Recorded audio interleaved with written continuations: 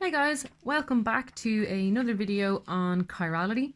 So this is what we covered in the last video, and it was mostly an introduction to the Can-Ingold Prelog rules, which are the rules you use to assign the configuration of chiral centers. Okay, so this is really important because if I'm talking to someone about chemistry and I say, oh, well, I made the S enantiomer of that compound, that person would need to be able to draw the compound based on the fact that I said it was S.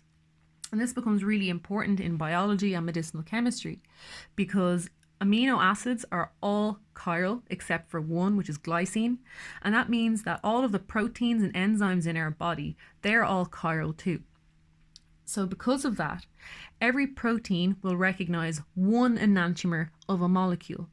So if you give a protein the wrong enantiomer of a medicine, it won't actually have any effect at all. A really cool example of this is if you eat nothing but the enantiomer of the natural form of glucose, you would actually starve to death because of the fact that your body does not know how to handle the enantiomer of glucose. So in this video, it's really just a few examples and practicing how to assign chiral centers. Okay, so I'm going to leave this up here so you can see the rules. Okay, and these are the three examples we're going to go through. So what I would recommend is to pause the video before I go through each example and give it a go yourself and see if you're able to get the same answer as me. So this is serine. So this is one of the naturally occurring amino acids.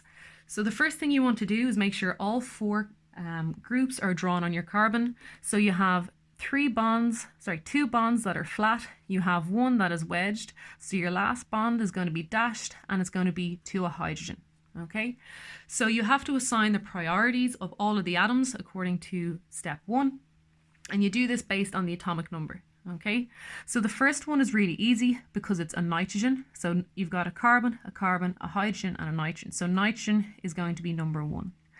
So trying to work out which is 2 and which is 3 is a little bit more complicated because the fact that the first atom in each group is a carbon in both cases. So if you draw this out a little bit bigger, okay, so if you have your nitrogen over here, your hydrogen over here, and then you have your carbon, which has 2 hydrogens and 1 oxygen, okay? And then if you draw this one, so you have your carbon, you have 1 oxygen. And when you draw it out like this, something that can be really helpful when it comes to double bonds is instead of drawing it as a double bond, you imagine it as 2 single bonds to an oxygen, okay? So that's just something that people do. It's a bit of a trick to make it easier. Oh, I'll push that up a little bit so you can see it. So the reason you do it this way is because this carbon has 3 bonds to oxygen. So it can just be a little bit easier to draw it out, obviously. So then what you do is you see which atom has the highest, so which group, so either this group or this group, which one has the highest priority atom. So these oxygens will cancel out, but then the 2 that you have left, so you've got a hydrogen or an oxygen, so then this group is going to be a higher priority because it has oxygens instead of hydrogens, okay? So that means this carbon here is priority number 2, this carbon is priority number 3, and as always, hydrogen is always number 4, okay? So then the next rule is rotate the molecule so that priority number 4 is dashed. And luckily in this example, it's already done for us because the hydrogen, which is number 4, is already the dashed bond. Okay, so this is actually normally the step that's forgotten and why people tend to make mistakes. But fortunately in this example, it is already there. So then you can go to step 3. So count from 1 to 2 to 3. So you go 1 to 2 to 3. And this is anti-clockwise. Okay, so that means that this is S-serine. Okay, so I'm hoping that if you tried this question out before I did it, that you were able to get the right answer. And if you didn't, I hope you can at least see where you made your mistake. Okay, so this next molecule is ibuprofen and it has 1 chiral center here. So this one is a little bit tougher because of the fact that it has 3 carbons attached to it. Okay, so again, you have to draw in the 4th group, which is a hydrogen, and because you already have 1 wedge bond, the other one has to be dashed. So again, as always, your hydrogen is number 4. So then you have to work out which of these carbons is going to be highest priority. So again, if you're not particularly used to it, sometimes it can be a little bit easier to draw it out bigger. So here you have your CH3. Here you have a carbon that has 3 bonds to an oxygen. And here you have a carbon that has 3 bonds to carbon. Okay, so again, if you look at this carbon here, it has a double bond and a single bond to carbons. So that's the same as saying it has 3 bonds to carbon. Okay, so like this. So if you take all of these atoms that are on the outside, this one has 3 hydrogens. Okay, so this one is going to be the lowest priority group. This one is bound to oxygens. So this one's going to be the highest priority, and this will be the next one. So then when you draw that on your molecule, you have 1, 2, and 3. Okay. So then when you follow step 3, because again, in this case, you don't have to actually use step 2 because the hydrogen is already dashed, but you go on to step 3 and you go from 1 to 2 to 3. And this is going clockwise. So now it's or ibuprofen. Okay, I hope that's clear enough. So the last one is penicillin G, which has many chiral centers. Okay, so I'm not going to go through all of them.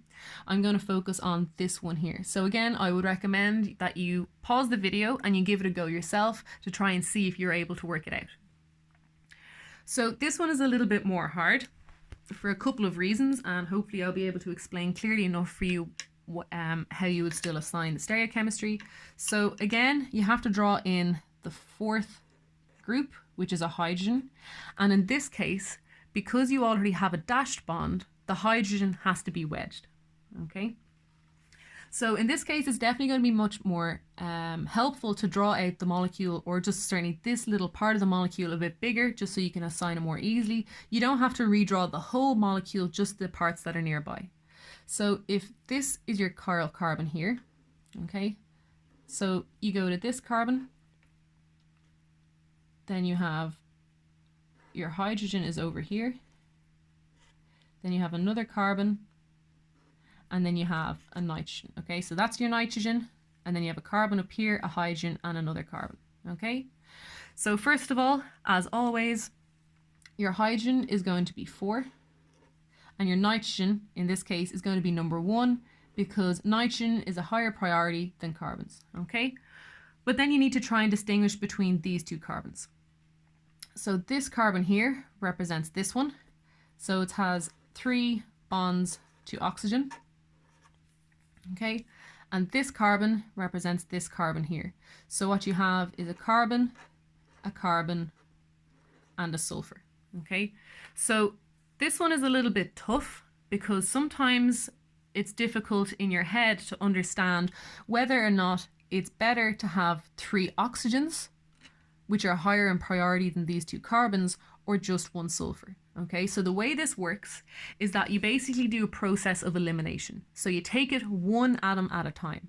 And if you take 1 oxygen and you compare it with 1 sulfur, the sulfur is a higher priority. Okay, so it's not a matter of finding the sum of all of the atomic numbers of all these groups. It's not about that at all. This one has a sulfur, and a sulfur is a higher priority than all of the groups on this carbon. Okay, so I hope that's very clear. So that means that this carbon is a higher priority than this carbon here. Okay, so then we're going to draw that onto the molecule. So your nitrogen is group number 1. This carbon is group number 2. This carbon is group number 3. And this hydrogen is group number 4. Now, so this is the first example where rule number 2 becomes very, very important. Okay, what you need to do is make sure that because hydrogen is priority number 4, that has to be the group with the dashed bond. Okay, so there's 2 ways to do this, and it's up to you which you find easier, but I will show both. Okay, so I'm just going to get a clean piece of paper. So you can redraw out this half of the molecule if you want to, and you can draw the mirror image. Okay. So if you're to draw the mirror image, you draw a dotted line down here, okay? And then, so I'll start with the chiral carbon here, okay?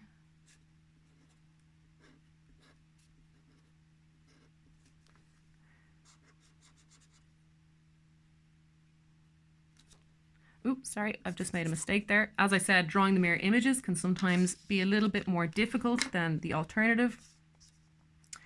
So you'd have your sulfur, then I always find drawing mirror images really hard. Maybe it's just me and it's actually easy for all you guys. Okay. So when you draw the mirror image, what you've done is you've drawn the enantiomer, okay? So the same as before, what you want to do then is you want to change the dashes to wedges and wedges to dashes, okay? So now your carboxylic acid is wedged and your hydrogen is dashed, okay? So this is kind of a two-step way to do it, okay? So first you draw the mirror image, and this is the enantiomer of the original molecule. Then what you do is you switch the dashes to wedges because that brings you back to the starting material, okay? So another way to do that is by trying to flip the molecule 180 degrees, okay? So that can be kind of hard, but it's similar to drawing the mirror image, okay? And it's basically what we've done here, except you're doing it in one step instead of in two steps, okay? So if you were to flip the molecule, so if you were to grab the nitrogen and pull it over here, okay? Ooh, forgive my drawing skills, okay? So when you flip the molecule over, so here are your two methyl groups. When you flip the molecule over, okay? So the hydrogen used to be up, and then as you flip the molecule 180 degrees, it ends up sticking down. Okay, so this is probably the easier of the two methods I've shown so far, simply because the fact that there's fewer steps, but it's very important that you're able to visualize flipping the molecule over, and that can be kind of difficult, okay? So the third and final way I find doing this can be very helpful, okay? And it's up to you whether or not you do it. Sometimes you can basically just ignore number 2, okay? If you just ignore step number 2 and you were to go from 1 to 2 to 3, that would be clockwise and give you OR. But because you know that you didn't flip the molecule, okay, that is going to give you the opposite answer, okay? So that means it's actually S-penicillin. Okay, so I'll explain that again because it's kind of difficult to get initially, but once you understand it, it ends up being a much easier way to do it, in my opinion, okay? But whatever way you find easiest is the way you should stick to, okay? So what I mean is, currently, I haven't followed rule 2, okay? Group 4 is still sticking up towards the camera. It's not dashed. So when I go from 1 to 2 to 3, it's going to be clockwise, and that means it's going to be OR. But because I didn't follow rule 2, that means I have gotten the opposite answer to what is correct. So if I got OR, I need to flip it so it's S, okay? And to confirm whether or not I'm right or wrong, what we can do is we can take the mirror image example, okay? And again, you put the priorities down. So nitrogen is 1, this carbon is 2, your hydrogen is 4, and this carboxylic acid is 3, okay? So now, when I go from 1 to 2 to 3, this is anti-clockwise, so it's S, okay? Which is what I got this time as well. So really, there's a few different ways to put in place rule 2, okay? And whichever you find easiest is entirely up to you. So what you can do is option 1, which is to draw the mirror image and then change the dashes to wedges, okay? So this is the mirror image, and then I changed the dashes to wedges, and I also changed the wedges to dashes, okay? The alternative, if you're good at visualizing things in 3D, is to take the molecule and imagine rotating it 180 degrees, okay? This one is probably the most common way to do it, okay? So it's probably more common because people find it a bit easier.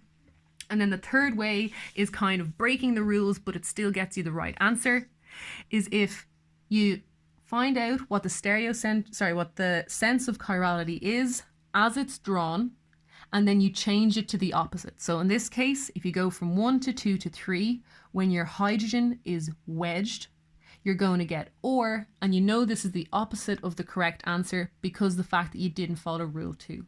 So again, it really is up to you which one you choose, but I definitely recommend picking one method and sticking with that one all of the time. Okay? So as always, these videos are made as part of a charity event to try and raise some money for Cystic Fibrosis Ireland. If you like these videos or you want to see more videos like these, please do check out the GoFundMe page, which is linked below in the description. So for now, this is the end of chirality, but if you want me to go through some more examples, you can just shoot me an email, or you can comment on this video, or you can comment on the GoFundMe page if you'd like me to do a few more examples of assigning the stereo... God, my English is struggling today. If you want some more help with examples of assigning the stereochemistry of a chiral center. Okay, so hopefully you have the hang of it now. And my advice would literally just to be Google the terms chiral drug compounds and look at images, and you'll probably get loads and loads and loads of examples of chiral centers that you'll be able to assign, and most of the time they will also have the answers already written there beside them. So that's my advice in terms of getting some more practice, but as I said, if you think you need some more videos and more examples of me going through them, just let me know. So hopefully that's the end of chirality, but we will see you next time.